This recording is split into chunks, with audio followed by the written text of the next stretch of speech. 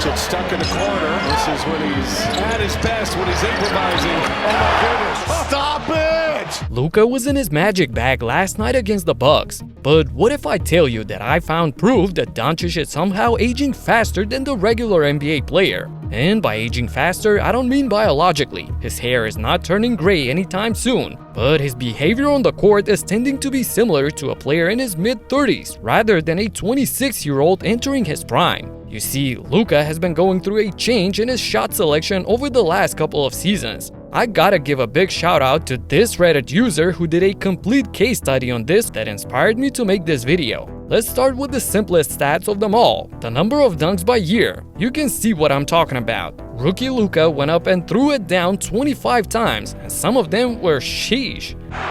Down to 8, moves on Pumler, takes it in, hammers it home, Doncic throws down a sledgehammer! And in the next 4 years, the number varies from 12 to 15, which is half of his rookie season, but still, the bounce was present. Dinwiddie missed it. Oh, Doncic!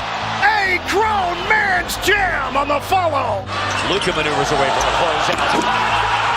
And that is about the best dunk we've ever seen out of Luka! So we get to 23-24, which is the last season when Luka took the Mavericks all the way to the finals while dunking only twice. There is Jones slinging it outside.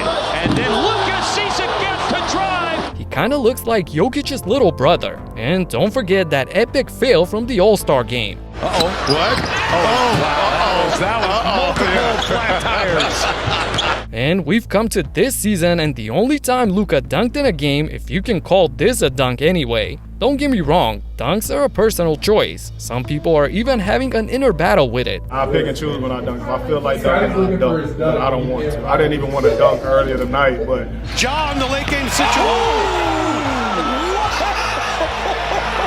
Heck, Steph Curry said that we'll never see him dunking again after his last high-flying action. That would probably be my last dunk, though. Oh, I'm calling it right now. That was the last one you'll see. But Steph's the greatest shooter that ever lived. It's not like Doncic is going to start knocking down threes at a Curry rate. Ever. Plus, Luka is 4 inches taller and 11 years younger. Anyway, a lot of folks would agree that dunking is overrated. You can totally be effective and elite without ever dunking the ball, but Luka's athleticism is the issue. It has been on a downhill trajectory ever since he entered the league, and that causes him to look way less confident when going up against taller defenders. Here's a great example of that. Doncic with a steal. Doncic recovers. And a couple more similar situations with him getting the ball in the open court but slowing down before laying it up using his big body at the end, knowing that he can't outrun anyone really. 2-3 years ago, this would be a poster jam for sure. Stolen by Doncic. Could be fun. Doncic! Hold on! That's in his bag as well! Luka is still a top 10 player today and probably a top 5 when he gets fully healthy. He had stretches last season when he was playing like the #1 guy in the league, but his game in the last couple of years is more and more based on step-back threes and making tough shots instead of driving inside and trying to get a high percentage look. Here are the numbers. In his early days, a big chunk of his shots came from within 10 feet of the basket. More than 42 is from the painted area. As for the last 2 seasons, that number is down to 31% and 29% respectively. A 13% drop is huge. And look at the 3-point attempts, from the low 40% at the start to a career lowest percentage in 22-23 of 37 to a career high 49.4% since joining the Lakers. That means half of his shots are step-back threes. Doncic's gonna try a 3 of his own. Yes! And yeah, he hit 7 of 13 from downtown against the Bucks yesterday, which is great. But he's a career 35% three-point shooter. That's considered average in today's NBA. This behavior on the court is characteristic for players who are flirting with retirement. We've seen it with Kobe after the Achilles and with Klay after returning from 2 grueling injuries. We're still waiting to see it in LeBron though, who's way more explosive than Luka is at 40. LeBron James rips it down. or is leading the league in alley-oop dunks. Next, take a look at his drives per game. They tell the same story. 3 years ago, he averaged 22 drives per game and converted on 55% of them. As we get closer and closer to today, the number of drives per game shrinks to a career low 14.9 drives at the moment. That's a huge difference. Instead of peaking right now, he's declining. The eyes, Chico, they never lie. Even the casual basketball fan can tell that he's slower than ever. Now, you'll think, what the hell is this guy talking about? Luka just had a 45-point game last night. Yup, he did, taking 27 attempts, of which 23 were jump shots. He only took 4 layups.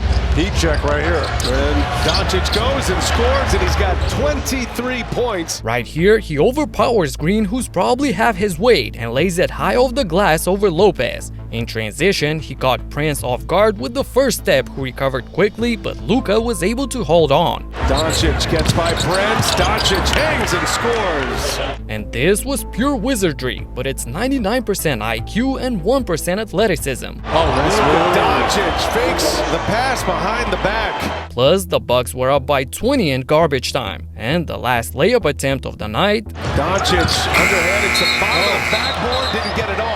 After not being able to shake off Sims, who plays center by the way, Luka throws up a ridiculous scoop layup. So what can we conclude from all of this? That Doncic is still out of proper game shape? Yeah, but we'll write that off to the calf injury that sidelined him for 2 months roughly. And he looks better and better with every single game, but that's not the problem. Playing the way you want to play, how close are you to that? I know you're gonna come with a tough question for me.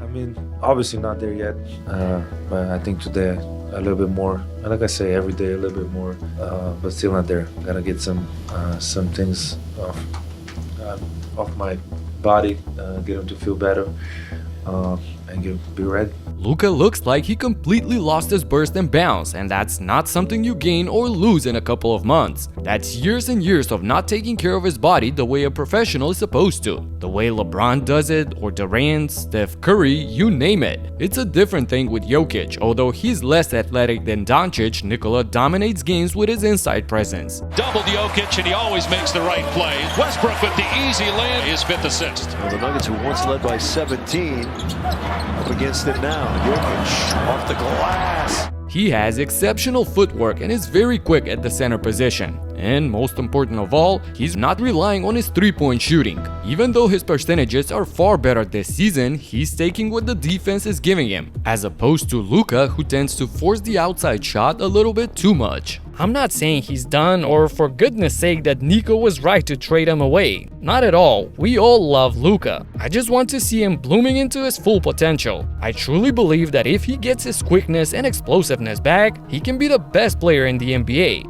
And for that to transpire, it will take him a lot of hard work in the gym all year long. And one guy that's known for his hard work and dedication to the game is Mikal Bridges. He went bang bang in the heart of Portland. 2 days ago, I documented all the drama that happened right here in this video. Talk to you in the next one. Peace out.